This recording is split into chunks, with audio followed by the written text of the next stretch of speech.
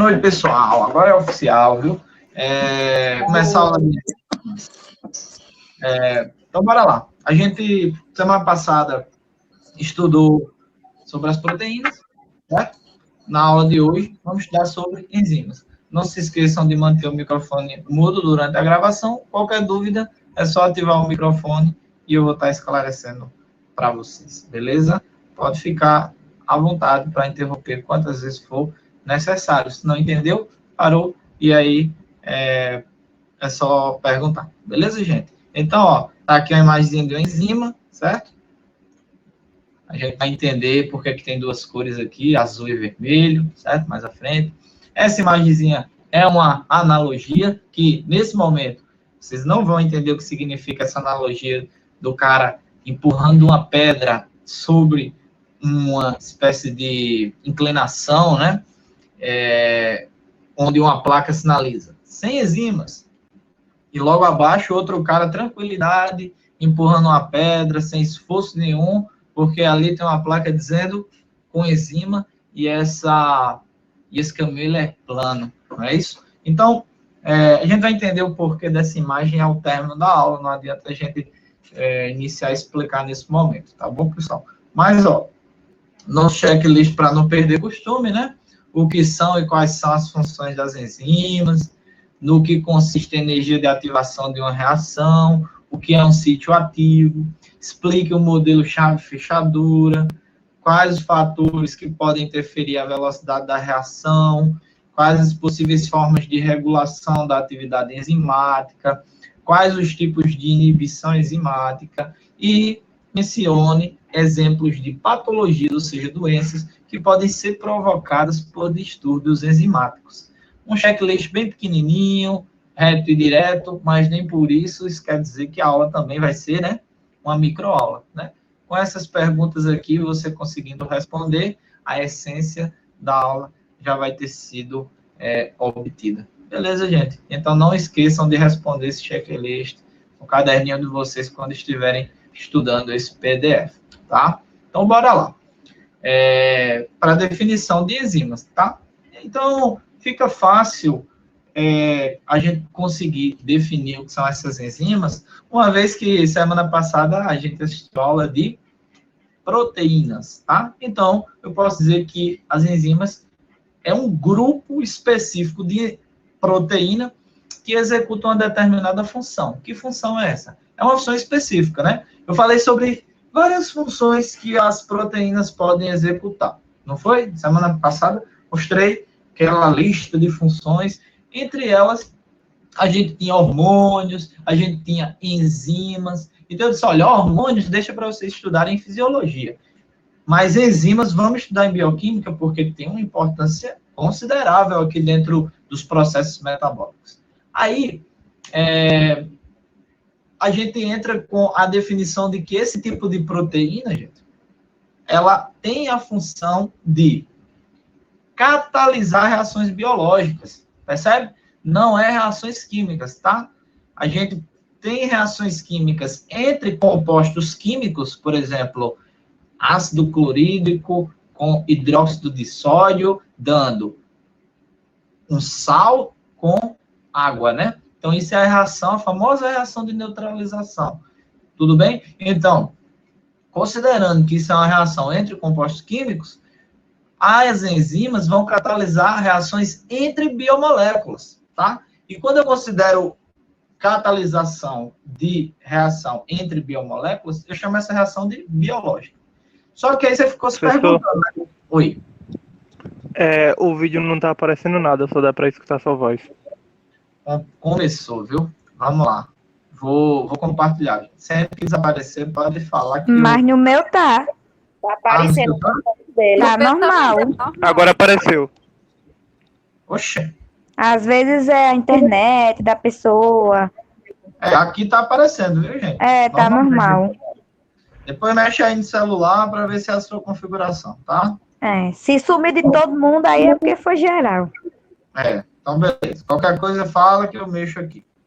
Então, vocês podem ter se perguntado, o que é catalisar uma reação, né? Catalisar, gente, significa executar uma reação, tá? Basicamente, não só executar, como acelerar, certo? Então, a enzima é responsável por chegar numa reação biológica, fazer com que ela ocorra e acelerar esse processo, certo? Então, vamos entender como catalisadores são substâncias que aceleram a velocidade das reações, certo? Por exemplo, o fogo, né? A chama, a temperatura, pode ser um catalisador de uma reação química. Você não consegue visualizar aquela reação química normalmente, se você misturar os reagentes entre si, você não vai ver ela ocorrendo. Entretanto, se você coloca essa reação sob temperatura elevada, certo? Ela pode acontecer, porque o calor foi um catalisador daquela reação. Do mesmo jeito, o frio pode ser um catalisador, tá? As baixas temperaturas. Aqui, a enzima vai fazer esse papel de catalisador, de fazer com que uma reação aconteça e, consequentemente, ela tenha a capacidade de acelerar essa reação. Beleza, gente? Então, ó, olha o que é que diz esse parágrafo. As enzimas atuam na transformação do reagente em produto. Isso para vocês fica fácil, eu sei que fica fácil. Por quê? Porque eu sei que vocês já viram alguma coisa de química, né? Com a professora Karina. Então, gente, vou botar uma tela branca só para a gente passar por cima rapidinho. Mas, ó, olha só. Considerar aqui uma reação, tá? A reação, gente, ela acontece sempre com reagentes, tá? Então, ó, pegar aqui um reagente A, vou somar ele com o reagente B e vai resultar em um composto C. Esse composto ele é o quê? Produto, não é? Então, A e B, reagentes, C, produto, tá? Quando eu junto dois reagentes, como esse caso aqui, ó, A com B, dando C, concorda que eu tinha dois reagentes, formei um produto, isso é uma reação de anabolismo, tá? E de construção, certo? Do ponto de vista bioquímico, reação biológica, eu falo que quando dois reagentes se juntam para formar um, isso aqui é uma reação de anabolismo. Ao contrário, justamente de um reagente que após a reação se transforma em dois produtos, isso aqui é uma reação de catabolismo, tá? Porque eu degradei o reagente e dividi ele em dois produtos. Se eu tinha um reagente formando dois produtos, isso quer dizer que isso foi uma reação de quebra, uma reação de catabolismo. E aqui, gente, quem é que vai estar catalisando essas reações, seja de anabolismo, seja de catabolismo? Quem vai estar catabolizando? Quem vai estar catalisando essas reações? São as enzimas, beleza? Então, ó, as enzimas atuam na transformação do reagente em produto. Sendo que aqui, gente, na bioquímica, a gente chama o reagente de substrato, tá bom? Então, a gente emprega esse nome ao reagente, chama ele de substrato, tudo bem? E aí, olha essa imagem aqui. A gente tem aqui o substrato, ou melhor, reagente, né? Se complexando com uma enzima, tá? E aí, quando eles se juntam, a gente chama isso de complexo enzima-substrato, tá bom? A partir dessa complexação, eu passo a ter uma reação. Sabe qual é a dúvida de muita gente, pessoal? É achar que a enzima é um reagente, tá? Muito cuidado. A enzima não é um reagente, tá? A enzima é o catalisador da reação, tudo bem? Então, quem é o reagente? É o substrato. Eu tenho quantos reagentes aqui nessa reação? Tenho um, certo? Então, pode acontecer três coisas com esse substrato. Primeira possibilidade, esse substrato pode sofrer catabolismo, gerando mais de um produto, concorda? Esse substrato pode sofrer anabolismo, gente, ele? Só é um. Como é que vai sofrer anabolismo, né? Tem que ter outro substrato para sofrer anabolismo, ou seja, dois substratos formando um produto, isso é anabolismo. E esse substrato, ele pode sofrer uma reação de transformação, ou seja, ele nem constrói, nem degrada, ele apenas altera a sua estrutura, tá? Ou seja, ele é transformado, beleza? Deixa eu ver. Mas a enzima é importante, vocês saibam, ela não é um substrato, beleza, gente? Então, ó, eu costumo fazer essa analogia aí. Catalisar uma reação biológica é tipo isso aí. Imagina só, gente. Isso aqui é um irmão que brigou com sua irmã, tá? Imagina essa situação. Quantos dias será que eles vão ficar sem se falar? Muitos, né? Normalmente, em uma família normal, né? Os irmãos vão ficar aí uma semana, se brincar, sem se falar. E, a depender aí da relação, até mais tempo. Então, vai levar tempo, né? Essa reação acontecer. Que reação, professor? Eles voltarem a se falar, né? Então, vamos supor que isso vai demorar a acontecer. Então, qual é o papel da mãe? O papel da mãe, nesse caso aí, é fazer o papel da enzima, certo? A função enzimática, que é o quê? Catalisar a reação, acelerar essa reação. Chega a mãe e acelera o quê? Acelera a união entre eles. Se eles iam passar uma semana sem se falar, né? Se ia levar tempo, quando chega a mãe, amarra um no outro, tá? Deixa os dois lá amarrados numa corda e diz, só solta quando os dois pedir perdão um para o outro, tá? E, obviamente, voltarem a conversar. E aí, no mesmo dia, os irmãos estão se falando, tá? Foi o que a mãe fez? Papel de enzima. Chegou lá e, opa, aproximou os Professor, dois. Oi. isso é a mesma coisa que aconteceu naquele experimento que a gente fez na escola, com a enzima salivar? Boa. É bem lembrado. Eu ia falar isso lá na frente, mas agora que você já puxou, né? O que é que a gente viu lá? A enzima salivar, né? A amilase salivar, degradando o amido, tá? Então, o amido é um complexo de várias glicoses. O que é que ele faz? Uma reação de catabolismo. A partir do amido, que é uma estrutura complexa, ele saiu quebrando o amido em várias glicoses, tá? Foi uma reação de catabolismo que aconteceu lá e eu vou falar mais na frente especificamente sobre aquela reação, certo, gente? Mas aqui, ó, é basicamente isso. O papel da mãe é o papel de enzima, ela diminui o tempo necessário para que os dois voltem a se falar e vamos dizer que eles intrigados é a reação, é o reagente, e eles unidos é o produto, tá? Então, a mãe nem é reagente, nem é produto. A mãe é o quê? Catalisador da reação, certo?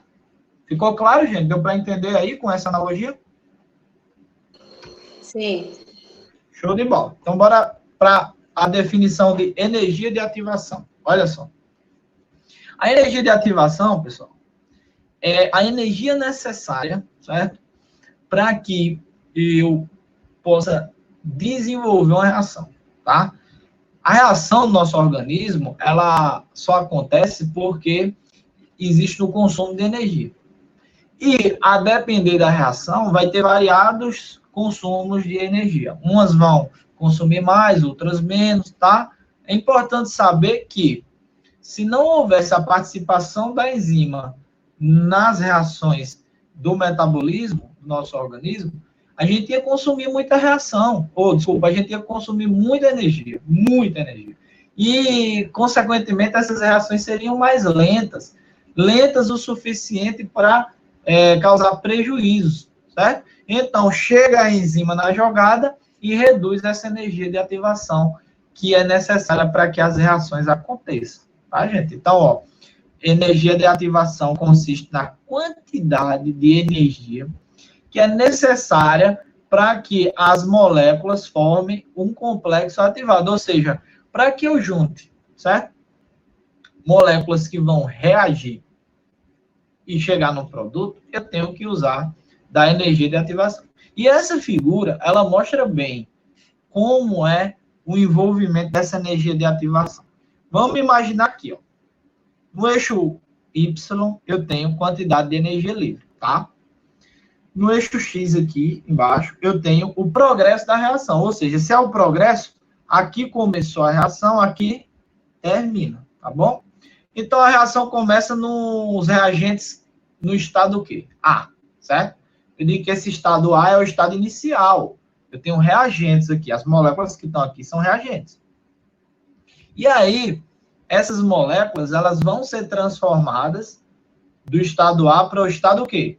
B, que é o estado final. Então, esses reagentes que foram transformados aqui, eu chamo ele de quê? De produtos, tá? Estado final aqui, eu chamo eles de produto. Agora, vamos ver qual é a relação da energia de ativação com tudo isso. Ó, olha para essa linha azul aqui. Essa linha azul representa a quantidade de energia que precisou para ativar aquela reação. Então, bora ver, ó. Começou a reação, começou. E foi continuando a reação, o que é que foi acontecendo com a energia? Aumentando, aumentando, aumentando, até que chegou no máximo. Quando chega nesse pico, eu chamo isso aí de estado de transição. O que é um estado de transição?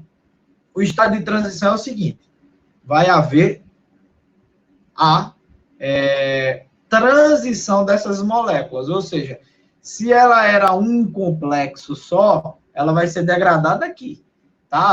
As ligações vão ser rompidas, ou se eram duas moléculas para formar uma, vai ser aqui que esse processo vai acontecer, a reação propriamente dita, tá? A gente chama de estado de transição, é quando a reação, ela realmente executa. Ou seja, chegou nesse pico de energia, se a reação aconteceu, o que é que vai ter daqui para frente? Vai ter o quê? Queda da energia de ativação. Já usei o suficiente para promover o estado de transição das minhas moléculas. Começa a cair a energia, começa a cair até a reação, de fato, finalizar, tá? Quando ela chega no estado B. Agora, olha a quantidade de energia que foi utilizada, tá vendo? Mais ou menos aqui, ó, nessa altura do gráfico. É uma quantidade relativamente alta. Tudo bem? Agora, não tinha presença de enzima nessa linha azul, tá? Nessa reação azul, não houve participação de enzima. Nessa vermelha, gente, vai haver a participação de enzima. Agora, olha o que vai acontecer com a quantidade de energia necessária para ativar o estado de transição. Ó. Chegou aqui, ó. O que é que aconteceu, pessoal? Reverteu, né? O que é que aconteceu? Houve o processo de reação aqui. Exatamente nesse ponto, houve o estado de transição e a gente conseguiu catalisar a reação, ou seja, acelerar ela. Acelerar uma reação, gente, significa reduzir a quantidade de energia de ativação necessária para que a reação aconteça. Com enzima, energia de ativação menor para a reação acontecer. Sem enzima, energia de ativação maior para a reação acontecer. Beleza? Dúvidas aí dessa imagem?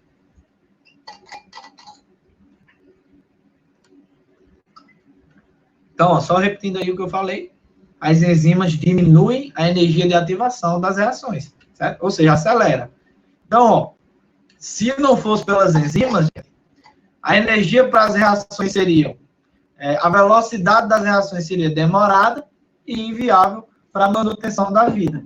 Porque como eu ia consumir muita energia para acontecer aquela reação, elas seriam mais lentas, elas seriam mais demoradas e, obviamente, inviáveis, tá? Ou seja, enzima é essencial para manutenção da vida por seu protagonismo nas reações metabólicas, tá? E aí eu vou mostrar um vídeo para vocês agora.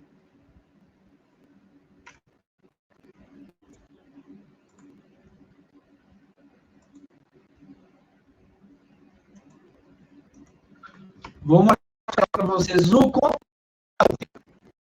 de moléculas tridimensionais, onde eu tenho enzimas e na outra eu não tenho enzimas, certo? Então, ó, isso aqui imagina que é o nosso organismo, tá aqui, ó. Várias biomoléculas, proteínas aqui, enzimas, moléculas. Então, aqui à esquerda, gente, eu tenho uma reação acontecendo, tá? E à direita também uma reação acontecendo. Qual é a diferença dessas duas reações? São os reagentes? Não. Os reagentes são os mesmos, tá vendo? Ó, essas bolinhas cinzas, brancas e vermelhas. À direita, bolinhas cinzas, brancas e vermelhas. A diferença é que a reação da esquerda acontece na presença de uma enzima. Essa enzima aqui, ó, azul claro com roxo. Isso é uma enzima, né? Olha o tamanho dela, grande, né? É uma proteína, né? Não pode ser pequenininha. À direita tem enzima, gente?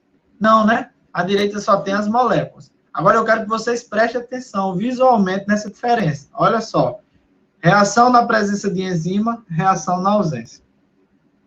Olha a velocidade que a reação acontece na presença de uma enzima, tá? Enquanto que a reação na ausência da enzima, super lenta, demandando mais energia do nosso organismo para que ela aconteça, tá? Vou repetir, certo? Mais uma vez para quem não conseguiu perceber essa diferença, tá? À esquerda, reação acontecendo de forma acelerada, à direita, reação de forma lenta na ausência da enzima. Tudo bem? Agora, eu vou mostrar para vocês um vídeo que mostra a participação de uma enzima, certo? Na redução da energia de ativação. Então, eu quero que vocês entendam essa imagem, certo? Ó, esse gráfico representa a quantidade de energia. Então, quanto mais eu subo esse gráfico, mais energia sendo consumida. E aqui, essa parte do gráfico de baixo, horizontal, ela representa o progresso de uma reação. Pode perceber que aqui eu tenho uma molécula vermelha e uma molécula azul. Aí eu tenho o que, gente? Eu tenho aí substratos, né? Que são nossos reagentes. Porque a reação ainda não aconteceu, então são reagentes, na bioquímica a gente chama de substrato. Eu tenho aqui no meu estado de transição, ou seja, de transição entre o quê? Entre substrato e produto, tá? Passou do estado de transição, virou produto, quer dizer que a reação aconteceu. Tudo bem, gente? Então, ó, vamos ver sem enzimas, certo? Ó, sem enzima. Começou a reação, percebe? Estão tentando interagir, existe uma alta reatividade, entretanto, está muito instável essas duas moléculas. Elas tentam usar energia, gastam energia, mas não conseguem passar do estado de transição, tá? O que é que vai acontecer agora? Vai haver, certo? Um consumo maior de energia e eles conseguiram, tá? Ou seja, com uma quantidade X ali, ó, aproximadamente aqui de energia, não conseguiu alcançar o estado de transição. A reação não aconteceu. Vamos ver, ó. Ó, vê, ó, não, eles não chegaram no pico, que era aqui, né, ó. O pico era aqui, ó, de consumo de energia. Não chegou no pico, não chegou no estado de transição, a reação aconteceu? Não, ó. Voltou ao normal. Percebe que aparece até um feio aqui, ó. Feio. Eita, não conseguiu, calma. Ó. Aqui, ó, feio. Falhou a reação. Não atingiu o consumo de energia necessário para a reação acontecer. Agora, nessa situação, as mesmas duas moléculas interagiram, consumiram energia suficiente e passaram do estado de transição, a reação aconteceu. Percebe? Antes, o substrato eram 2 substratos de 3 átomos. Agora, são 2 substratos, um com 4 átomos, um com 2. Eita, eu não lembro não, professor. Volta aí, vou voltar. Ó. Calma.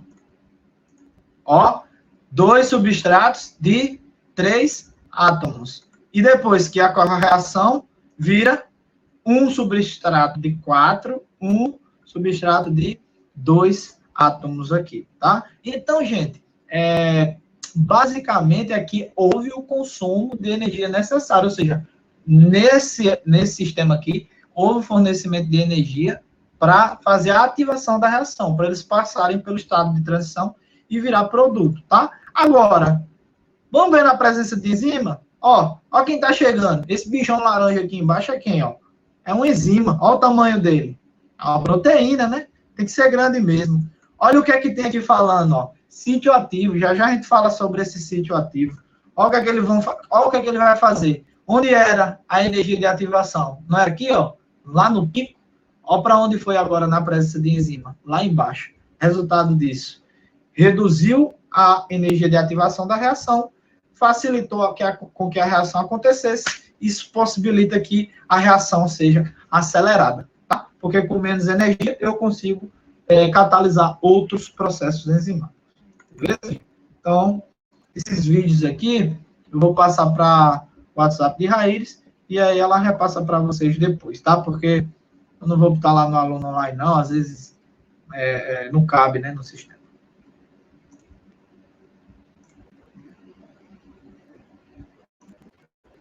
Então, aquela regiãozinha que vocês viram, do substrato interagindo com a enzima, é chamada de sítio ativo, tá vendo?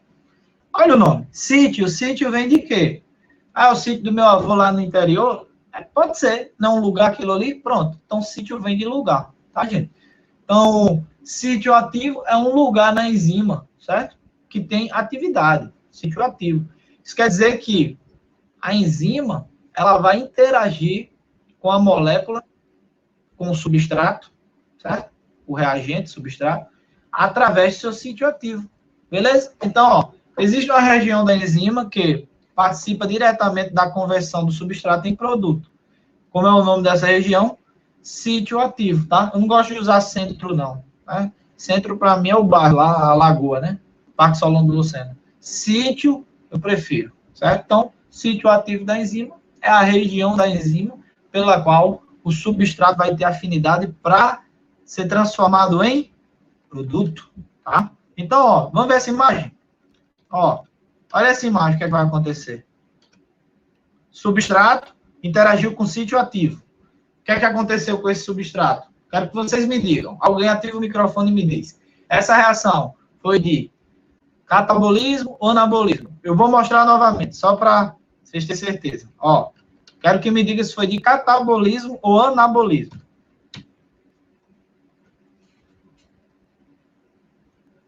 E aí?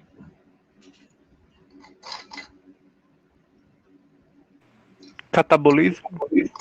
Boa, muito bem. Catabolismo por quê? O catabolismo ele degrada. Eu tinha um substrato e ele foi transformado em 2 produtos. Então, ó, só para repetir novamente, substrato, interagiu com o sítio ativo, qual foi a reação aí? Degradação, catabolismo, gerou 2 produtos. Beleza, gente?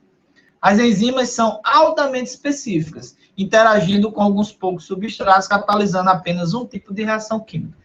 Isso quer dizer o quê, gente? Isso quer dizer que a enzima tem uma propriedade chamada especificidade, tá? Esse sítio ativo dela tem um desenhozinho, ó. Estão percebendo o desenho aqui, ó? Ó. E esse desenho, ele é o complemento do substrato, tá? Ou seja, não adianta chegar com um substrato aqui desse jeito aqui, não, ó. Ó. Imagina que chega um substrato assim, ó. Vai ter reação? Não vai. Por quê? Porque não há especificidade aqui. Essa enzima, ela tem essa forma do sítio ativo, consequentemente, eu tenho que ter um substrato que tenha uma forma semelhante, tá? Mais ou menos que se encaixe nessa região. São todos os substratos que vão ter essa forma? Não. Então, é por isso que é específico. Porque não é todo tipo de reação que ela vai ser capaz de fazer, tá? As enzimas vão ser capazes de catalisar reações específicas de acordo com o seu substrato. Então, a isso a gente chama do modelo chave-fechadura. Então, imagina só a chave. Ó, peguei essa chave aqui, ó. Essa chave desse carro vai ligar outro carro igualzinho a ele? Não, não é? Porque essa chave, ela só se encaixa em uma fechadura específica. Porque a fechadura lá do carro, né? Ela tem especificidade. Tá vendo, ó? Ela vai ter o sítio ativo igualzinho ao desenho do meu substrato, que é a chave. E a enzima vai ser o quê? A ignição que eu estou colocando lá. substrato, enzima, certo? Ou seja, olha essa imagem. Essa imagem, eu tenho uma enzima. Olha o sítio ativo, ó. Estão vendo? Então, o sítio ativo aqui, eu tenho uma região circular e uma região triangular. Isso quer dizer que meu substrato tem que ter o quê? Uma região circular e triangular. Não adianta eu ter um substrato circular. Ele não vai fazer reação com essa enzima, tá? Então, chegou essa enzima, se ligou a esse substrato, ó, o que é que fez? Chave, fechadura, tá? Especificidade. Essa enzima é específica para atuar sobre esse substrato. Tudo bem? Então, gente, uma vez que eu tenho essa formação desse complexo, enzima-substrato, vai ocorrer a reação, né? A enzima vai catalisar a reação. Foi o que aconteceu com o substrato? Mudou de cor. Então, vamos considerar que aqui no meu é o quê? O estado de transição. Ele deixou de ser verde e passou a ser azul e laranja. Para finalizar, o que foi que a enzima fez? Ó, cortou os laços. Reação de catabolismo. Eu tinha um substrato só. Ele transformou esse substrato em 2 produtos. Tudo bem, gente? Então, ó, olha isso aqui. A gente viu lá em carboidratos, a gente viu lá o estudo dos monossacarídeos, né? Eu disse, gente, os monossacarídeos podem ser triose, tetrose, pentose, hexose, né? Vários tipos de monossacarídeos. E eu falei dos di. O que são disacarídeos? É quando eu junto um mono com outro. Juntou 2 monossacarídeos, eu tenho um disacarídeo. Olha o disacarídeo que eu tenho aqui, maltose. Ele é formado pela união de quem, hein? Maltose, glicose mais glicose. Então, vamos recapitular. Glicose mais glicose dá maltose. Frutose com glicose, sacarose. Glicose com galactose, lactose. Então, aqui eu tenho a enzima, o disacarídeo de maltose. Quando eu como cereais, né, pão, no geral, esses carboidratos que tem maior concentração nos nossos alimentos, arroz, feijão, a gente tem bastante maltose, cerveja, tá? Então, a maltose a gente ingere, quebra a maltose para absorver quem? A glicose. Então, quem vai quebrar essa maltose? É uma enzima. Nome da enzima? Maltase. Dica para vocês agora. Ó, sempre que vocês olharem para o nome de uma enzima, na maioria das vezes, eu vou dizer 95% dos casos, com um bom intervalo de confiança. Esse ASE sempre vai ser uma enzima, tá? 95% das enzimas terminam em ASE, tá? Então, uma hidroxilase, uma maltase, uma lactase, uma catalase, uma fumarase, tudo é enzima, certo, gente? Agora, o prefixo malte fala sobre o substrato. Então, essa é uma enzima ASE que tem quem como substrato? Malte, que é maltose, certo? O que é que essa enzima faz com a maltose? Degrada. Reação de catabolismo. Maltose, chega a maltase, quebra em glicose mais glicose. O que é que eu faço com essa glicose? Absorvo. Vai do meu intestino para o sangue. Tudo bem? Servir de fonte de energia para as células. Olha aqui, ó, o sítio ativo. Olha o sítio ativo como é da maltase, gente. Ó, 2 círculos. Cabe ou não cabe a maltase, ó? Um círculo ou um círculo. Por isso que é específico. Vocês acham que a maltase vai degradar a lactose? Com certeza não, certo? Porque o sítio ativo da maltase não encaixa com a lactose, encaixa com a maltose. Tudo bem, gente? Dúvidas até aqui? Se tiver, já sabem como fazer, certo?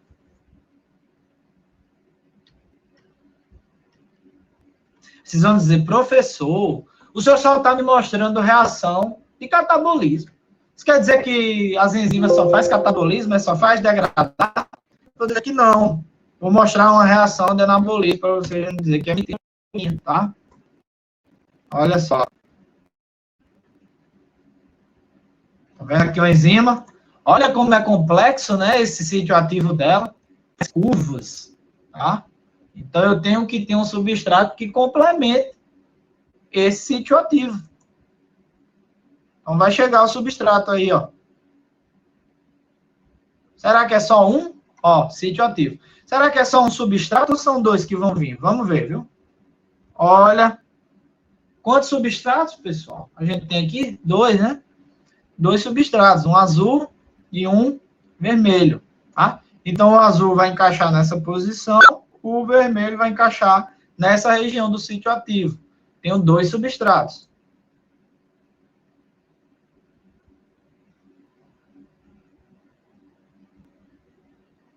Então, ao interagir com a enzima, eu tenho a formação do complexo enzima-substrato. Aqui a reação vai ocorrer com um consumo de energia de ativação menor, e o estado de transição é justamente esse, onde a gente tem a modificação do substrato em produto. E o produto foi o quê, pessoal? Um só, né? De dois substratos para um produto, tivemos um anabolismo, tá? Outra coisa que eu quero que vocês saibam, pessoal, esse vídeo traz uma informação muito importante consigo, tá? Olha só, vou mostrar essa enzima no começo, eu quero que vocês já vejam a imagem dela no início, ó. Olha a imagem dela no início, estão vendo aqui, ó, o sítio ativo como é que tá? Após fazer a reação, perceba a modificação do sítio ativo, ó.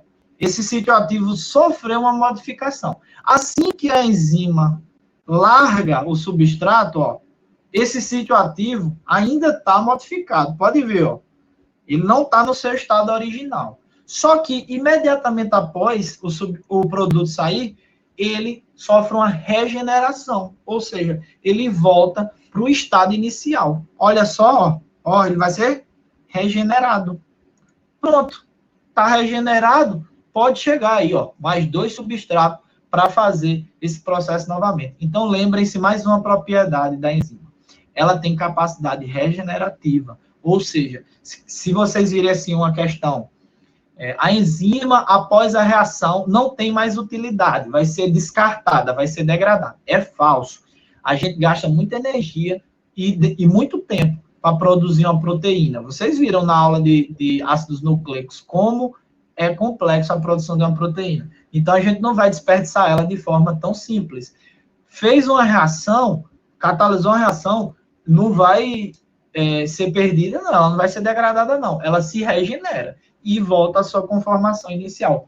Pronta para exercer uma nova reação, desde que cheguem novos substratos. Beleza, gente? Videozinho aí, altamente didático, explicativo, mostrando o anabolismo, já que nas imagens a gente só vê catabolismo lá, né? Nas imagens das aulas.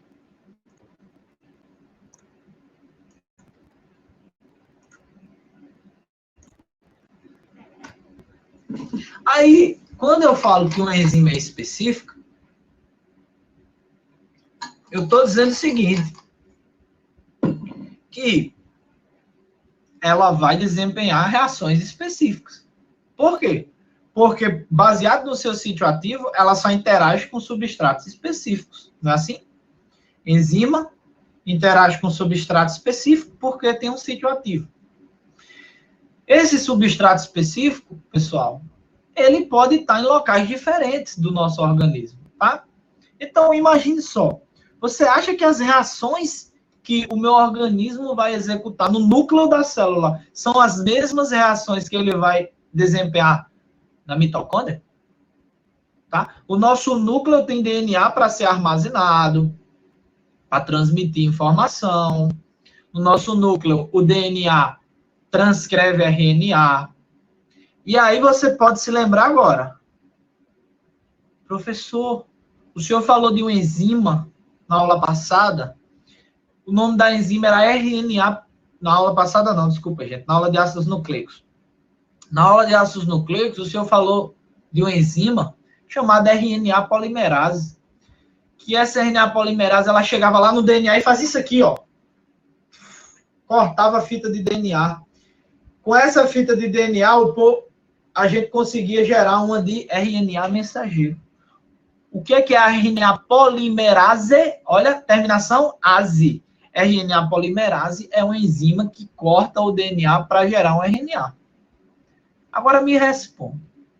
Para que eu vou ter uma RNA polimerase no citoplasma se o DNA está lá no núcleo?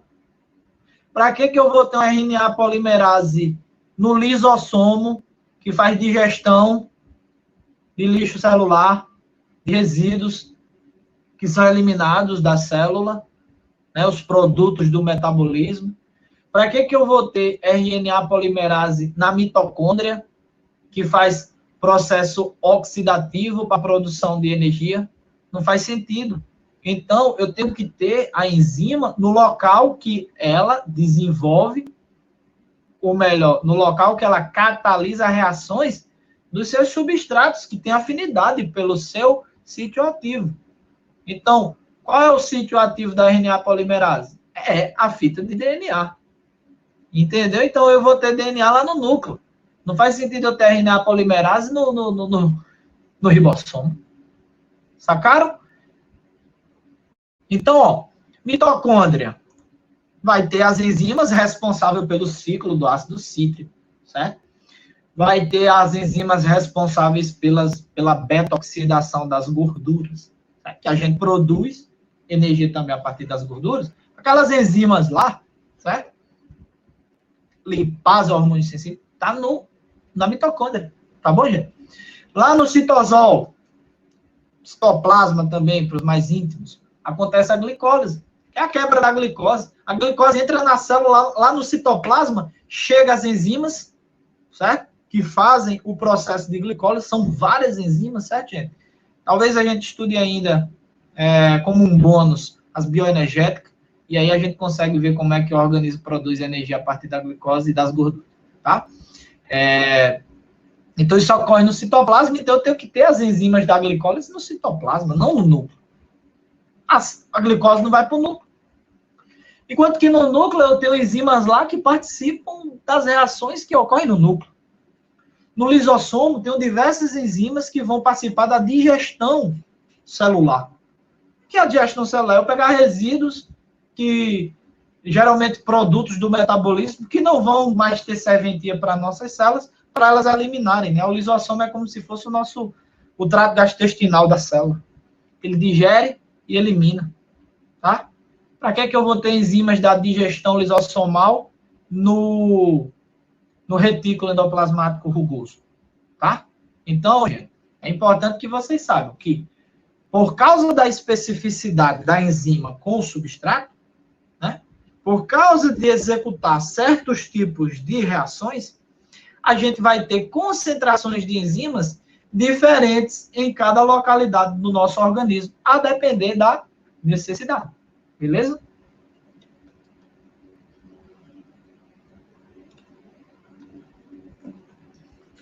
Mas uma propriedade de se estudar essas enzimas é que elas podem ser estimuladas, pessoal. Que aí, quando eu estimulo a enzima, eu estou promovendo o seu processo de ativação, tá? Eu posso usar a enzima, ativar ela para ela catalisar uma reação, ou eu posso fazer o contrário, inibir uma enzima, tá? Ou seja, eu estou regulando a atividade dessa enzima, para mais ou para menos. Existem diversas formas de fazer essa regulação de atividade. A mais comum, gente, é através de inibidores, tá? E aí vocês vão ver como funcionam esses inibidores na enzima. Olha só. Primeiro eu quero que vocês reconheçam cada região, certo? Dessa imagem. Então, ó, o que é que está de rosa aqui? Enzima, certo? Tudo isso de rosa é uma enzima, tá? Essa região aberta aqui, ó, assim como essa aberta aqui, chama-se sítio ativo. É o local onde o substrato vai estar se ligando. O que é isso de azul aqui encaixado nesse sítio ativo? Substrato, né? Então, nesta situação, eu tenho a enzima ativada. Pode ver que tem tipo um Ki de Dragon Ball Z, né? Ó, amarelo. É porque isso significa que a enzima está ativada. Está funcionando, está forte. Beleza? A enzima está com seu sítio ativo aberto e o substrato se ligou a ele. 2 nesse caso, né? Agora, vamos olhar para essa aqui do lado. Ela não tem, né, essa energia ao redor. Isso quer dizer que ela está inativa. Não está funcionando.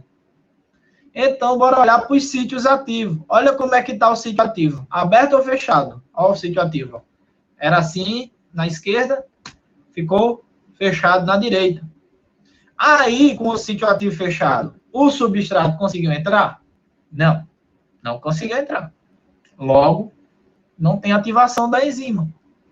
E por que será que essa enzima está inativa, gente? Por que será que houve o fechamento desse sítio ativo aqui? Por causa da presença desse garotinho aqui, ó, inibidor. O inibidor, ele se ligou em uma região da enzima chamada sítio alostérico. Aí você vai dizer, professor, qual é a diferença do sítio ativo para o sítio alostérico? Certo? O sítio ativo, gente, ele é o sítio onde o substrato se liga para ativar essa enzima. Tudo bem? O nome já diz, ó, sítio ativo. Se o substrato se ligar, faz o que com a enzima? Ativa, tá? Agora, o sítio alostérico, certo? É o sítio de regulação da enzima. Se um inibidor chega nesse sítio e se liga, como foi esse caso, o que foi que aconteceu com o sítio ativo? Ó. Então, inibidor se ligou ao sítio alostérico aqui embaixo, sítio ativo se fechou.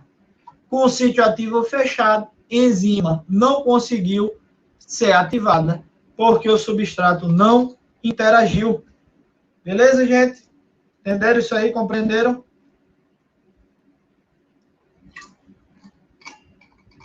Entendi muito, não. Tudo bem? Alguma parte específica ou tudo? Sobre o sítio alostérico. Beleza. Então, para que a gente possa entender o sítio alostérico, eu preciso diferenciar ele do ativo, tá? Então, o sítio ativo é o local onde o substrato vai se ligar na enzima, tá? Para gerar a reação, para ativar essa enzima. Sítio ativo, tá? O nome já diz, sítio ativo, sítio de atividade. Substrato se liga, enzima é ativada. Tudo bem? Agora, para essa enzima ser ativada, o substrato tem que fazer o quê? Tem que estar disponível. Tem que estar aberto lá, ó, o substrato entrar, tá? O sítio alostérico, o nome já está falando, é um sítio de regulação, tá? O alostérico é um local diferente da enzima, onde vai ter afinidade, não é pelo substrato não, tá, gente? É pelo inibidor. O que é que o inibidor faz? O inibidor se une com o sítio alostérico, tá? Vou botar até um maisinho aqui, ó. Inibidor mais sítio alostérico faz o que com o sítio ativo? Ó. Fecha o sítio ativo. Aí quando a enzima vai tentar chegar, não consegue. Tá fechado. Enzima inativa. Melhorou? Deu para entender. É tipo que o sítio ativo sempre vai ter um espaço que sempre vai ser liberado. Já o sítio alostérico se liga com uma e depois fecha com ela mesma e não pode se ligar com outra. Não, olha, eu não entendi nada. Eu vou explicar de novo. Vamos lá. Agora, a minha missão é fazer você me explicar, certo? Ó, o sítio ativo, gente, é um local, certo, da enzima, que quando o substrato se liga nele, o substrato é o reagente da reação, tá?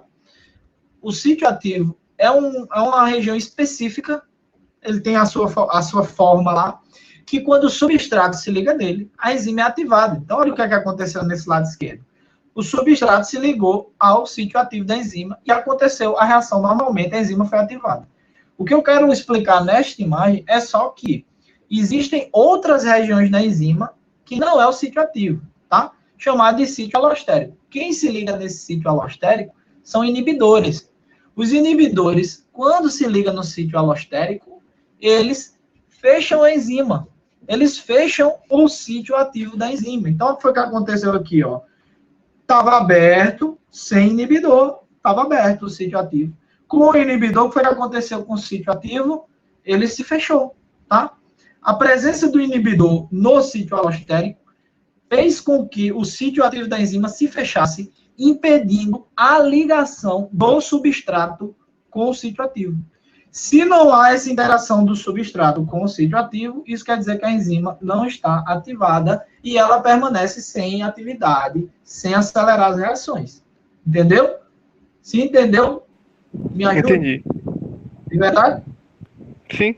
Ô, professor, Fala. no caso do sítio alostérico, a principal função é fechar o substrato, né? É isso aí, cara. Eu falo fechar, mas entenda-se como promover uma alteração conformacional na estrutura que impede a interação do substrato com essa região.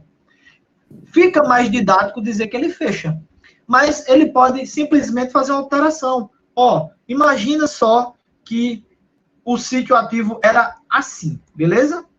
O sítio ativo era assim, e o substrato era um triângulo, tá? Então, sem inibidor, no sítio alostérico, o que é que ia acontecer aqui? Ia acontecer normalmente a ligação, ia acontecer o encaixe, certo? Agora, supondo que entrou na jogada um inibidor lá no sítio alostérico. Sabe o que é que vai acontecer com esse sítio ativo? Ó, vai fazer isso aqui, ó. Mudou a conformação estrutural. Vai conseguir essa enzima interagir com esse substrato? Não. Então, se não interage, gente, sofreu uma alteração aí nesse sítio ativo, se não interage, sem ativação da enzima, a enzima fica inativa. Belezinha?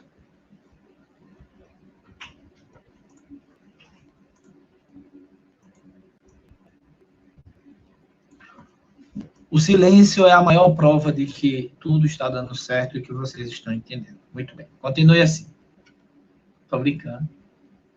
Ó. Isso aqui é importante, tá? Gera dúvida também. Bora concentrar. Ó. Como a concentração de enzima numa reação e a concentração de substrato interferem no processo, certo? Da reação. Na velocidade da reação. Então, bora lá. A gente vai entender a velocidade da reação acontecendo, beleza, gente? Então, vamos, sem olhar para a imagem, só olhando para mim agora. Vamos imaginar que eu vou consumir um alimento, tá? Então, eu coloco lá um substrato. Supondo que é uma proteína, certo? E essa proteína, ela precisa ser degradada lá no meu estômago por uma enzima, certo? Para virar aminoácido e eu poder ingerir. Então, eu coloquei uma proteína, certo? Para uma quantidade de enzimas, a reação aí vai acontecer normalmente, certo? Quando eu aumento... Professor, Oi. a imagem saiu de novo. Tá.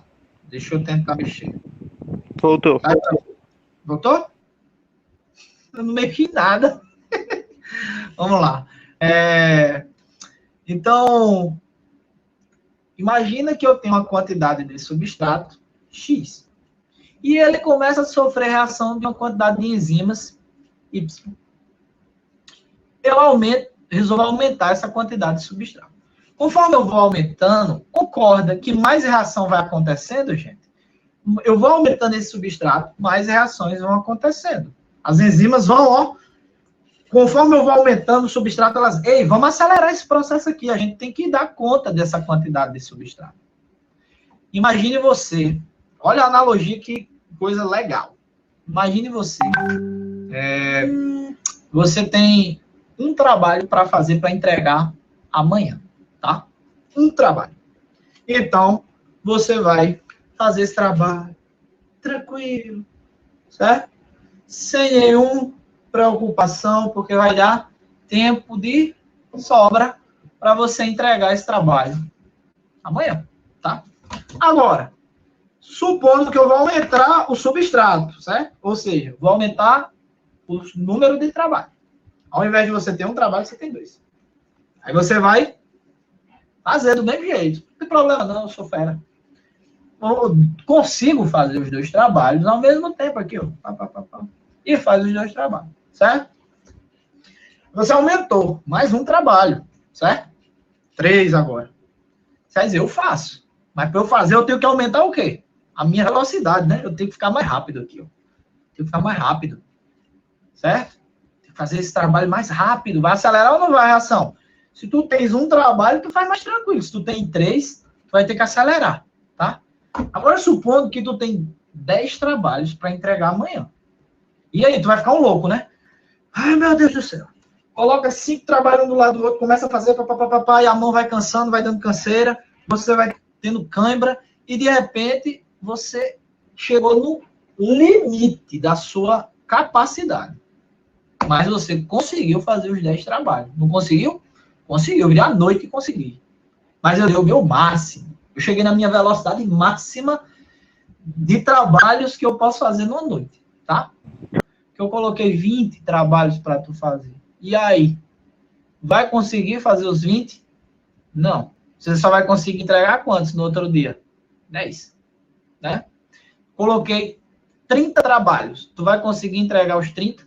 Não. Vai conseguir entregar quantos? 10. Coloquei 100 trabalhos para você fazer. Você vai conseguir fazer os 100 trabalhos? Não. Você vai conseguir fazer 10. Ou seja, concorda que foi aumentando a quantidade de trabalhos, eu fui acelerando, né? Minha reação. Entretanto, chegou uma hora que eu fiz tanto trabalho que eu não conseguia mais acelerar. Ou seja, chegou o limite do substrato. Eu não consegui ser mais veloz do que isso. Eu podia aumentar o que fosse a quantidade de trabalhos, que a velocidade, a minha, ia ser a mesma. Não ia mudar mais porque chegou no meu máximo. Com as enzimas, gente, acontece a mesma coisa. Olha esse gráfico aqui, ó. Bora ver esse gráfico. Ó. Tu tem 0 aqui, 0 reação, 0 velocidade, 0 substrato. Tu começou a colocar substrato na frente das enzimas, o que é que começou a acontecer? Reação. Foi aumentando esse substrato. Foi aumentando o quê? A velocidade da reação. Isso aqui é a velocidade da reação, isso aqui é quantidade de substrato. Para a direita, quantidade de substrato. Para cima, velocidade. Então, ó, vai aumentando substrato, aumentando velocidade. Aumentando substrato, aumentando velocidade. O que vai acontecer? Vai chegar uma hora que vai fazer o quê? Tu vai começar a aumentar o substrato para a direita e a velocidade não vai sair do canto. Deixa eu escurecer essa tela, só para mostrar uma coisa a vocês. Ó. É basicamente o seguinte, ó.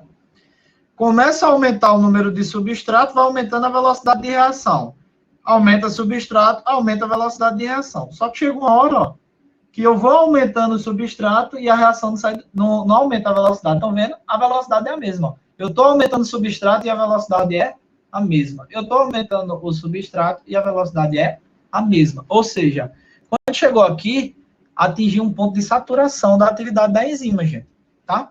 O ponto de saturação da atividade da enzima, a gente diz que ela não consegue fazer mais reações, não consegue aumentar a velocidade mais do que aquilo, mesmo que aumente a quantidade de substrato. E ela vai continuar fazendo o quê? Ela vai continuar fazendo as reações naquela velocidade. Beleza? Agora, vamos supor que eu aumento o número de substrato, aumentando o número de enzimas. Aumento substrato, aumento enzima. Aumento substrato, aumento enzima. Então, isso quer dizer que a velocidade vai sempre aumentar. Concordam? Ó, se eu só consigo fazer 10 trabalhos, se botar 20 trabalhos, eu só vou fazer 10. Agora, chama outro Renan. Com 2 Renans, cada um vai fazer quantos trabalhos? 10. Os 20 vai ser concluído ou não vai? Vai. Então, melhorou a velocidade da entrega dos trabalhos. Chama 30, tem que ter quantos Renans? 3. 40, 4, e assim por diante. Vai chegar um momento onde atingiu a saturação da enzima, por mais que eu abra, por mais que eu aumente a quantidade de substrato, eu não vou aumentar a velocidade da reação. Para que eu aumente, eu tenho que ter o aumento de quê? Da enzima, certo?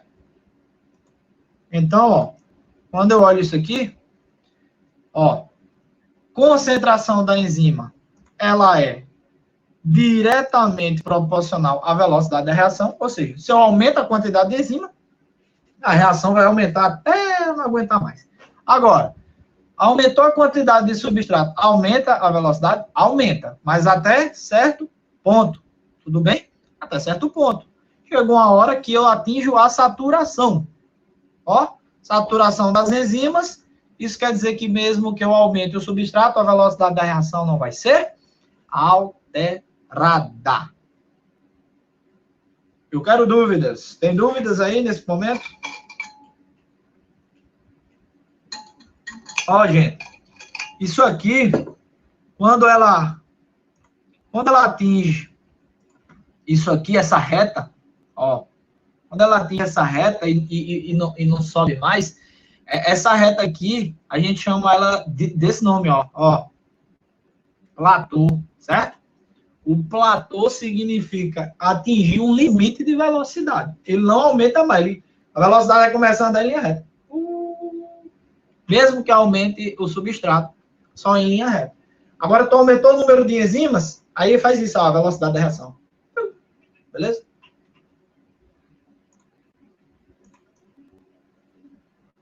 A gente vai voltar a falar sobre isso, nem se preocupe.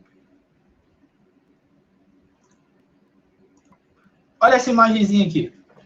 Essa imagem, ela está relacionando a velocidade com a temperatura. Não é a concentração de substratos mais, é com a temperatura.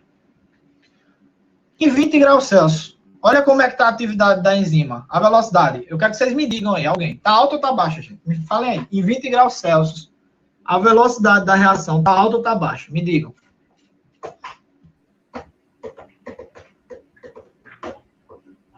Não escutei. Tá baixa? Exato, tá baixo, ó. Em 20 graus Celsius tá baixo. Me diga uma coisa, a gente, qual é a temperatura, hein, do nosso organismo? 36. Acertou. 37,5. 36,7 é a média, tá? Então vamos supor que 36,7 tá aproximadamente aqui, tá? Tá aproximadamente aqui, 36,7. Vamos verificar se 36,7 tem uma velocidade boa de reação. Ó. Tem ou não tem? Uma velocidade boa? Tem, né? Tem. Quer dizer que nossas enzimas, elas estão desempenhando reações na nossa temperatura homeostásica, né? Na nossa temperatura fisiológica, que é 36,7, tá? Agora, supondo que eu fico com febre, tá? Supondo que eu fico com febre e eu começo a ter um aumento da minha temperatura. O que é que vai acontecer com essas enzimas, ó? Conforme eu vou aumentando a temperatura, olha o que é que vai acontecendo com a velocidade, gente, ó. Vai o quê? Caindo. Tá? Então, conforme eu aumento a temperatura, as enzimas vão reduzindo a velocidade. Agora, esse aumento de temperatura é a partir de algo em torno de 40 graus. e poucos graus. Vamos botar em torno de 41, 42, tá? Você pode perceber o seguinte. Chegou a uma temperatura considerada alta, as enzimas começam a se desnaturar, porque elas são proteínas, sofrem a influência de altas temperaturas, e se a enzima é uma proteína e ela desnatura, concorda que vai perder a sua função? Qual é a função de uma proteína? Qual é a função de uma enzima? Catalisar reações. Então, a enzima é uma proteína. Se ela desnatura, ela não catalisa mais reações. Resultado, a velocidade da reação vai caindo. Por isso que uma pessoa com febre alta começa a convulsionar, porque é uma das reações de um distúrbio metabólico provocado pelo mau funcionamento enzimático, devido a altas temperaturas. Tudo bem, gente? E o pH? Também. O pH, ele influencia na atividade enzimática da seguinte forma. Existem enzimas que funcionam em pH específico para ela, existem enzimas que funcionam em outra faixa de pH. Então, ó, vamos pegar como exemplo a pepsina, tá? A pepsina, a gente produz e libera ela no estômago. A pepsina é uma enzima que vai degradar ligações peptídicas das proteínas, certo? No estômago. Qual é o pH do estômago? pH 2. Ou seja, qual é o pH de atividade da pepsina? 2. Tá? Então, ó, a amilase salivar, aquela mesma do experimento que a gente fez no laboratório de bioquímica. Ó, a amilase salivar é produzida aqui, ó, na boca. Então, a gente tem saliva, a gente tem as glândulas salivares que produzem saliva. A saliva tem a amilase salivar. Qual é o pH da boca? Neutro. Então, se eu colocar amido na minha boca, a minha saliva vai começar a degradar esse amido aqui na boca mesmo. Porque o pH ótimo de funcionamento da amilase salivar é no pH 7. Agora, eu engulo o amido e ele vai para o estômago. O estômago é pH 2. Você acha que a amilase vai degradar o amido no pH 2 do estômago? Não. O que é que ele vai fazer? Vai para o intestino. Então, ó, vamos ver essa imagem. Ingeriu o amido junto com a amilase salivar. pH do estômago é baixo. pH 2. A amilase salivar aqui não ativa não, tá? Aí ela vai para o intestino. Qual é o pH do intestino? 7. Neutro, igual da boca. Resultado, a amilase salivar começa a degradar o amido aqui, ó, no intestino, tá? Aí a pepsina. A pepsina degrada as proteínas no estômago pH 2. Só que a gente sabe que a digestão não ocorre completamente no estômago. Pega parte disso e leva para o intestino. O que é que vai acontecer? A pepsina vai agir? Não. Porque o intestino tem pH 7. A pepsina tem pH 2. Então, ela não está no pH do funcionamento dela. E aí, o que é que vai acontecer? Vai acontecer que o pâncreas vai liberar o suco pancreático, que tem enzimas da digestão responsáveis por degradar as proteínas também. Como, por exemplo, tripsina, quimiotripsina. Enzimas essas, liberadas pelo pâncreas, para digerir proteína, e entre outros alimentos, no intestino. Beleza? Então, a depender do pH, a gente pode ter uma enzima funcionando bem naquele pH e em outra faixa de pH ela não funcionar bem. Olha esse gráfico. Esse gráfico de pH vai de 0 a 14, tá? Então aqui, ó, pepsina. Olha a velocidade de reação da pepsina no pH 2. Tá vendo como é alto? Ó. Aqui, ó. Velocidade máxima no pH próximo de 2, né? Que é o do estômago.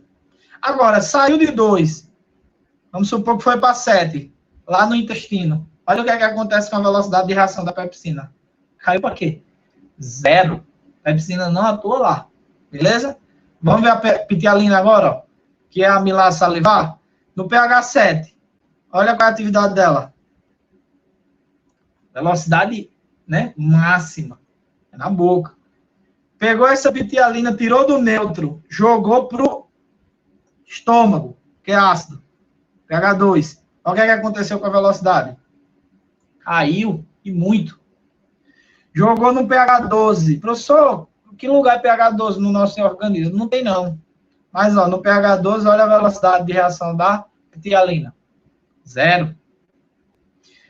Olha a tripsina, liberada no intestino. Olha a atividade ótima de atuação dela. pH 8,5, tá? Então, a gente tem o nosso intestino entre 7 e 8, ou seja, velocidade aqui da tripsina lá no intestino.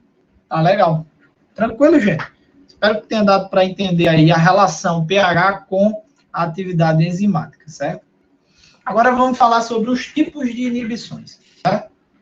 Professor, o senhor falou de inibidor lá atrás. Está falando agora de novo? É, porque lá eu só dei um insight. Aqui eu vou entrar numa coisa mais específica, tá? Que é justamente os tipos de inibição. Para que a gente possa saber, são 3 tipos, tá? 3 tipos de inibição. Já memoriza aí, ó. 3 tipos de inibição, certo? O primeiro tipo de inibição, olha aí o que é que está sendo dito aqui, ó. É uma inibição do tipo reversível. Gente, se é reversível, isso quer dizer que o inibidor chega, o inibidor sai. Reversível quer dizer isso. Ele chega, ele sai. Tá bom? Ele volta, a enzima volta ao estado normal. Certo? Olha aqui, ó. Tem uma enzima de verde, de laranja, é o substrato. Essa região aqui é a região do sítio ativo. E o substrato vai se encaixar para fazer sua reação. Até aí nenhuma novidade. Chegou nesse substrato um inibidor. Aí você vai me dizer agora, professor, chegou nesse substrato? Não, chegou nesse sítio ativo, tá? Desculpa o uso da palavra errada. Chegou o inibidor no sítio ativo da enzima. Aí você vai me dizer, professor, o senhor me disse lá atrás que o inibidor entrava. Não era no sítio ativo, não. Era no sítio alostérico. Por que aqui eu tenho um inibidor no sítio ativo? Porque isso é um tipo de inibição. Certo, gente? É um tipo de inibição onde o inibidor possui o mesmo desenho do sítio ativo, ou seja, ele possui afinidade pela enzima. Se possui afinidade pela enzima, possui especificidade pelo sítio ativo, isso quer dizer que o inibidor vai se encaixar na enzima, como se fosse um substrato. Só que o inibidor não é capaz de ativar essa enzima. Porque olha para o inibidor e me responda, gente. Quero que vocês me respondam. O inibidor tem um desenho igual ao do substrato. E aí? Total não, mas tem um pedaço. Exatamente. Ele tem um pedaço que é parecido com uma parte do sítio ativo. Estão vendo? Ô, professor, Fala. o inibidor, ele pode ficar de várias formas ou ele já vem de uma forma específica? Ele tem uma forma específica. É igual ao substrato. Ele inibe a enzima específica dele, tá? Pode perceber, o inibidor, ele tem esse formato igualzinho aqui dessa região do sítio ativo. Mas faltou o que para ativar? Faltou isso aqui, ó, tá?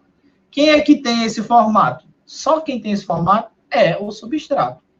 E aí, como o inibidor ocupou uma parte da enzima muito parecido com o do substrato, gente, muito parecido, então, quando o substrato tentar se ligar a essa enzima, ele vai conseguir se encaixar aí?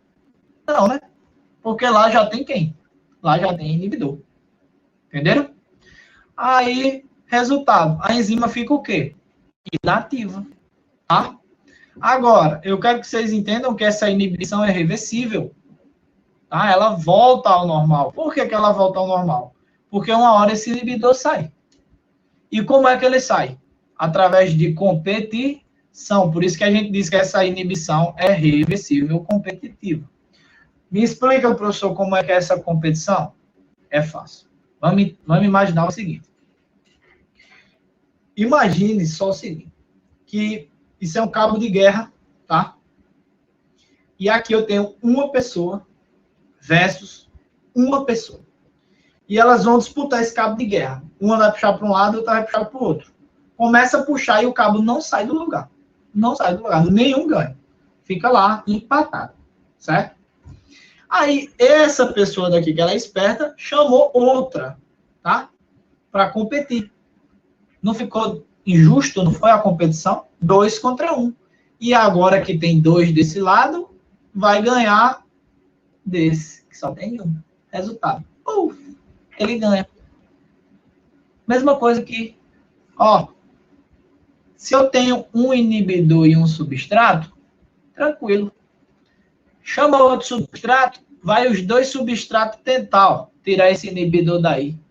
Vai chegar uma hora que entrou tanto substrato na jogada que o inibidor diz assim, ó, eu vou me embora antes que seja tarde para mim. E vai embora. Aí quando ele vai embora, o substrato vai lá e se liga no sítio ativo. Ou seja, é por competição. Competição significa, se tu aumentar a quantidade de substrato em uma inibição reversível competitiva, você tem a saída do inibidor e a ligação do substrato. Logo, essa reação vai acontecer. Só que ela vai acontecer de forma mais lenta, né, gente? Porque a enzima não está lá disponível para atuar. Então, compara nesse gráfico uma reação sem inibidor e uma reação com inibidor reversível, competitivo. Aconteceu ou não a reação? Aconteceu. Só que em qualquer ponto que você comparar, a velocidade da reação está menor com a presença do inibidor. Olha só, vou mostrar para vocês. Pegar esse ponto aqui, ó, essa concentração de substrato aqui. Vamos comparar. Vou subir, tá? Sem inibidor, olha a velocidade onde está. Está aqui, certo? Agora, olha com inibidor, a velocidade está onde? Está aqui. Entenderam? E percebe que a velocidade aumenta conforme eu aumento o substrato? Por que a velocidade aumenta? Porque eu vou tirando o inibidor da jogada quando eu vou aumentando o substrato, ó. Eu estava aqui com o substrato aqui, eu aumentei ele para cá, ó. Vou botar aqui o substrato, certo? Vamos comparar agora, ó. Bateu aqui, a velocidade. Tá vendo que é maior? Entendeu? Então, aumentou a quantidade de substrato, a velocidade da reação aumenta. Por quê? Porque essa inibição é reversível e é competitiva. Conforme eu aumento a quantidade de substrato, eu tiro o inibidor lá da enzima e eu vou fazendo a reação acontecer. Até certo ponto, né? Até chegar no platô. Esse platô vai ser menor do que com inibidor, o platô é menor do que sem inibidor, né? Porque de toda forma chega uma hora que as enzimas vão estar saturadas. Beleza, gente? Agora, esse foi um tipo de inibição. Vamos para o segundo. Certo? Então, aqui eu tenho o sítio ativo, que é onde o substrato interagir para ativar essa enzima. E aqui eu tenho o sítio alostérico, que é o local onde o inibidor vai se ligar para inibir essa enzima. E por que não competitiva? Não competitiva porque eu posso aumentar a quantidade de substrato e aquele inibidor, ele não vai sair daquele local, tá? Ele não compete, porque não é o mesmo sítio do substrato. É outro local, é o sítio alostérico, é o local do inibidor. Ele só sai na hora que ele quer, entendeu? Então, ele é um sítio alostérico, onde o inibidor vai se ligar. Quando ele se liga, o que é que aconteceu com a região do sítio ativo? Fechou, mudou de forma, e aí o substrato não consegue se ligar, beleza? Quando o inibidor sair, aí sim o substrato vai lá, se liga e ativa essa enzima. Percebam que pelo fato de não ser competitivo, a velocidade vai ser bem menor, tá? Ó, comparando aqui com o inibidor não competitivo, a velocidade é quase a metade do que uma velocidade de uma reação que ocorre sem inibidores. Beleza? Então, aqui, segunda opção, inibição reversível, mas não competitiva. Acontece através da inibição pelo sítio alostérico. E a última? A última é uma inibição irreversível. Irreversível quer dizer que ela não volta ao normal, certo? Ou seja, a velocidade de reação, ela para, uma vez que o inibidor ocupa o sítio ativo e nunca mais sai, por causa da ligação do tipo covalente. Então, ó, quais são as novidades aqui? As novidades é que... Um momento. As novidades é que eu vou formar uma ligação covalente entre o inibidor e o sítio ativo. Covalente é um tipo de ligação forte, diferente das forças de Van der Waals, ligação de polo, que ocorre nas outras inibições. Aqui é uma ligação química forte, covalente. O inibidor não sai mais, mesmo que eu aumente a quantidade de substrato, mesmo que o tempo se passe e a enzima continua inibida. O que é que vai acontecer com a velocidade da reação? Isso aqui, ó, certo? Cair. Por mais que eu aumente a quantidade de substrato, ele não altera a velocidade da reação. Ela simplesmente reduz e vai a zero. Beleza? Então, tá aí os 3 tipos de inibição irreversível. E aí, gente, as aplicações, certo? Agora são as aplicações do estudo dessas enzimas a patologias que a gente pode identificar, certo? Por exemplo, de inibição irreversível, falando de irreversível, certo? É inibidor no sítio ativo da enzima se ligando covalentemente, velocidade da reação vai a zero. O que é que a gente tem nessa imagem? Aqui nessa imagem, a gente tem bombas, certo? Que também chamadas de armas químicas. Olha esse símbolozinho aqui, ó. Esse símbolo dessa molécula,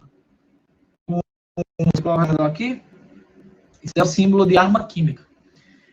A arma química é terminantemente proibida, tá? Sua produção e o seu uso, certo?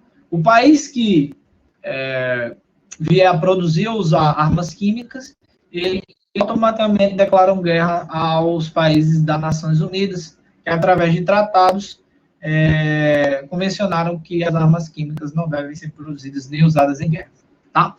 E qual é o papel da arma química, tá? A arma química, gente, tem uma substância que faz inibição irreversível no nosso organismo, certo? A arma química tem uma substância nela, dentro dela, que faz inibição irreversível. Em que processo? Tá? Em que enzima? Então, a inibição vai acontecer nessa enzima aqui, ó. Acetilcolinesterase. Olha o nome que termina. ASE. Enzima. Acetilcolina. Certo? Ou seja, é uma enzima que degrada acetilcolina. Então, o que é que essa enzima faz? Ela faz isso aqui, ó. Vou mostrar para vocês aqui em forma de exemplo. A acetilcolina é um neurotransmissor, certo? Que a gente tem produzida pelo nosso sistema nervoso autônomo parasimpático, tá? Pelos neurônios colinérgicos. O que é que a acetilcolinesterase faz na acetilcolina? Quando a acetilcolina está em excesso, para a gente não ter toxicidade, essa enzima faz o seguinte, ó. Transforma ela em acetato e colina. Certo? Degradou ou não degradou? É uma reação de catabolismo ou não é? Eu tinha acetilcolina, sofreu a ação da acetilcolinesterase e eu tive a quebra da acetilcolina em acetato e colina. Beleza? Diminuindo os efeitos da acetilcolina. O que é que tem a arma química? Uma substância que inibe irreversivelmente, para sempre, a acetilcolinesterase. Quando inibe a acetilcolinesterase, o que é que vai acontecer com os níveis de acetilcolina? Ó, o que é que vai acontecer? Vai aumentar os níveis de acetilcolina. E eu vou ter uma síndrome colinérgica. Eu vou ter uma intoxicação por acetilcolina. Eu quero que vocês olhem nessa imagem que eu coloquei aqui embaixo, uma sinapse ocorrendo. Percebe aqui, ó? Então, isso aqui é um neurônio colinérgico. Esse neurônio produz e libera acetilcolina. Então, bora olhar a sinapse de forma ampliada. Aqui é um neurônio, tá? Que está liberando a CH. Quem é a acetilcolina? Quem está se encontrando com ela? Pac-Man? Não. Isso aqui são enzimas, né? Essas enzimas fazem o que com a acetilcolina? Degrada. Nome dessa enzima amarela? Acetilcolinesterase. Quantas acetilcolina eu tenho aqui nessa situação? 1, 2, 3 acetilcolina. Beleza? Tá normal, né? O nível de atividade dela. Agora, quando eu me exponho a uma arma química, por exemplo, o que é que vai acontecer com a acetilcolinesterase? Olha aqui do lado direito. Foi o quê? X. Bloqueada. Logo, a minha acetilcolina não vai ser mais degradada. Vou ter acúmulo de acetilcolina. De 3 eu passei até quantas? 1, 2, 3, 4, 5, 6, 7, 8. Então foi para 8, mais do que dobrou, né? Intoxicação por acetilcolina. Professor, quais são os sintomas de intoxicação colinérgica? Hipersalivação, certo? Salivação. Então, quando você bota aqueles vídeos que você vê as pessoas com jato de água nas outras lá tentando tirar esse veneno do organismo, você percebe que algumas vão estar salivando bastante. Defecação intensa, porque a acetilcolina estimula a motilidade intestinal. Você pode visualizar convulsões, porque a acetilcolina estimula as sinapses do sistema nervoso central. Você pode visualizar fortes cólicas, justamente por causa das contrações peristálticas. Você pode visualizar micção, porque ela relaxa o músculo destrusor da bexiga, e aí esse relaxamento, ela contrai o músculo destrusor da bexiga, e essa contração faz com que o músculo reduza o volume da bexiga, colocando urina para fora.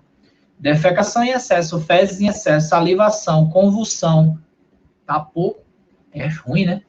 Então, é muito feia mesmo a síndrome colinérgica provocada por essas armas. Extremamente letal, porque é inalatória. Você inala, ele já atravessa as membranas, as barreiras biológicas, barreira hematocefálica, tem acesso ao sistema nervoso central e faz todo esse efeito. Uma curiosidade é que essas mesmas substâncias usadas para fazer essas armas químicas são parentes de substâncias que a gente usa no dia a dia para agrotóxicos, para raticidas, inseticidas, né, Baygon, né, chumbinho. Chumbinho, né, é o primo do gás sarin, vamos dizer assim, né, uma arma química usada lá no nazismo, nas câmaras de contenção. Eles morriam através desse mecanismo aqui de inibição irreversível da acetilcolinesterase. Entendeu, gente? Então, vamos supor uma situação que já aconteceu, né, comigo, provavelmente, alguma vez na vida, alguém já presenciou, se não presenciou, já ouviu alguém que passou por isso, que é um cachorro que ele acaba utilizando acidentalmente um veneno que devia ser para o rato, né? Você pegou uma ratoeira, colocou um queijo com chumbinho, e aí o cachorro acabou utilizando aquilo acidentalmente. O que é que o chumbinho faz? Isso mesma coisa. Inibe irreversivelmente a acetilcolinesterase, vai aumentar os níveis de acetilcolina naquele animal, e ele vai dar uma síndrome colinérgica, ou seja, ele vai convulsionar, ele vai salivar, ele vai defecar, ele vai urinar, e ele vai chegar a óbito, obviamente. Tá bom? Existe um antídoto, tá? O antídoto é a atropina, é um antagonista da acetilcolina, mas isso eu já fui fundo demais aqui, isso é conteúdo para farmacologia, beleza, gente? Vocês vão ver, acho que no P3. Uma problemática aqui, envolvendo distúrbios enzimáticos, é a doença de Gaucher. É uma doença genética, onde a gente não, né? O indivíduo, o paciente nasce com deficiência, vou até sublinhar aqui, deficiência, ausência, ou seja, é um problema genético, tá, gente? De que enzima? Glicocerebrosidase. Olha com o que é que terminou? Ase. Se terminou em ase, é enzima. É uma enzima que degrada o quê? O glicocerebrosídeo. Calma que eu vou falar o que é o glicocerebrosídeo. Primeiro vamos entender o que é uma deficiência. É fácil. Basicamente, lá no meu núcleo, o meu DNA, ele, na hora de transcrever um RNA mensageiro que produz essa enzima, ele não consegue. O RNA mensageiro vai sem as trincas de base essenciais para a formação do glicocerebrosidase, dessa enzima. Então, eu não consigo formar ela, certo? Meu DNA até tenta. Gera um RNA que vai ser lido e não vai formar essa enzima. Falta as trincas de base. Seja por mutação, certo? Seja na hora do cruzamento de cromossomos entre o pai e a mãe, entre o cruzamento de gametas, possa ser que o cromossomo do seu pai e da sua mãe não tenham. Ou seja, hereditário, de forma genética, você realmente não tem, ou de forma fenotípica, você acaba adquirindo isso com as alterações da natureza, né, com a influência da natureza, qualidade de vida, etc. Tá? Então, eu posso provocar uma mutação também que gera uma deficiência. Então, nesse caso, eu não consigo produzir essa enzima, logo eu vou ter o acúmulo desse substrato aqui, ó, glicocerebrosídeo. O glicocerebrosídeo ele é um produto do metabolismo das gorduras no tecido adiposo. E essa gordura, ela se desloca no tecido adiposo e vai circular, porque normalmente a gente não acumula ela, a gente degrada ela, certo? Sem essa enzima, eu não degrado, eu vou acumular ele. Ele vai se acumular onde? Nas vísceras. Então, olha só as vísceras desse indivíduo saudável e dele com glicocerebrosidase em deficiência. Ele vai acumular o glicocerebrosídeo, vai se alocando nos órgãos, aumentando de tamanho.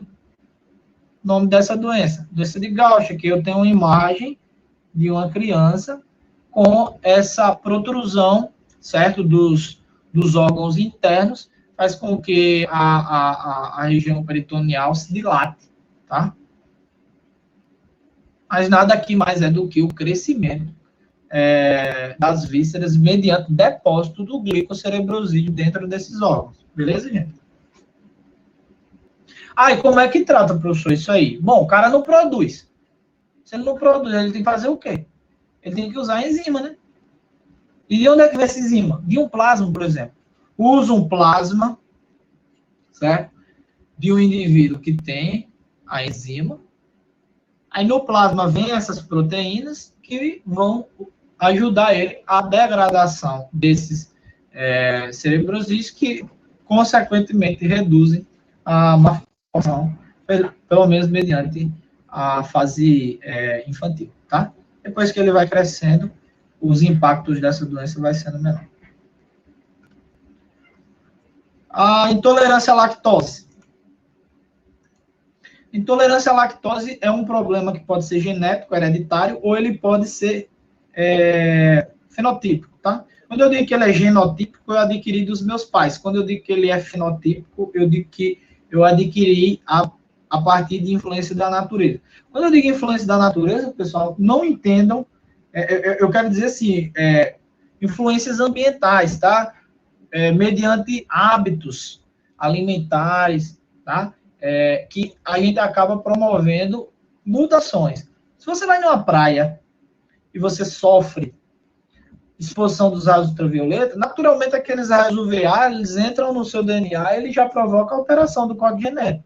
Pode ser uma alteração insignificante, mas pode ser uma alteração que um dia se torna um câncer, tá?